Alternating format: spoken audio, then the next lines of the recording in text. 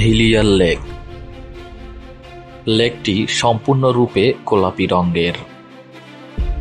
পশ্চিম অস্ট্রেলিয়ার সাউথ কোস্টে অবস্থিত, হ্রদটির গোলাপি রং স্থিতিশীল। যে কোনো পাত্রে এই পানি অন্যত্র নিলেও রং পরিবর্তিত হয় না। টুনালেইলা স্যালিনা নামক দুই অণুজীবের কারণে এখানকার পানি গোলাপি রং ধারণ করেছে। হ্রদটির সৌন্দর্য সম্পূর্ণরূপে দেখতে আপনাকে আকাশচারী হতে হবে। লবণের মাত্রা বেশি থাকা সত্ত্বেও এখানে সাঁতার কাটা সম্পূর্ণ নিরাপদ। কানো ক্রিস্টালস নদী।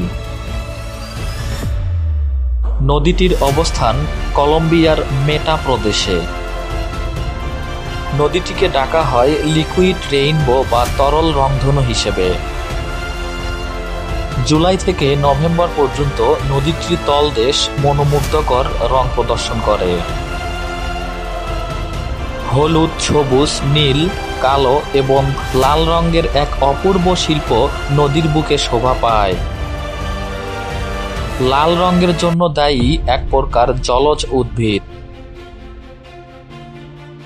দ্যুতিময় সমুদ্র সৈকত। আমাদের সুন্দর পৃথিবীতে অনেকগুলো প্রদীপ্ত সমুদ্র সৈকত রয়েছে। মালদ্বীপ, সান ডিয়েগো এবং পুয়ের্তো রিকোয় এগুলোর অবস্থান। অ্যাভাটার সিনেমার কাল্পনিক জগতের মতোই পদচারণায় সৈকত জ্বলে ওঠে।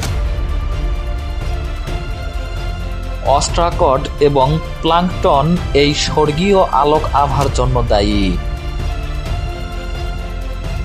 কোনো কিছু এই জীবদের স্পর্শ করলেই এদের কোষ থেকে উজ্জ্বল নীল আলোকছটার সৃষ্টি হয়। সুকাত্রা দ্বীপ আরব সাগরে অবস্থিত ইয়েমেনের একটি দ্বীপপুঞ্জ। এটি পৃথিবীর সবচেয়ে এলিয়েন সদৃশ্য জায়গা হিসেবে স্বীকৃত। এখানে প্রায় ৮০০ ধরনের খুবই বিরল প্রজাতির প্রাণী ও উদ্ভিদের বসবাস। প্রায় ২০০ প্রজাতির পাখি এবং ২৪০ প্রজাতির গাছ এই দ্বীপে স্বতন্ত্র।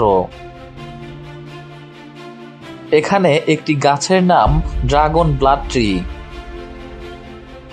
ছাতা সদৃশ্য বৃক্ষটি দ্বীপটির সৌন্দর্য আরো বাড়িয়ে দিয়েছে বহুগুণে।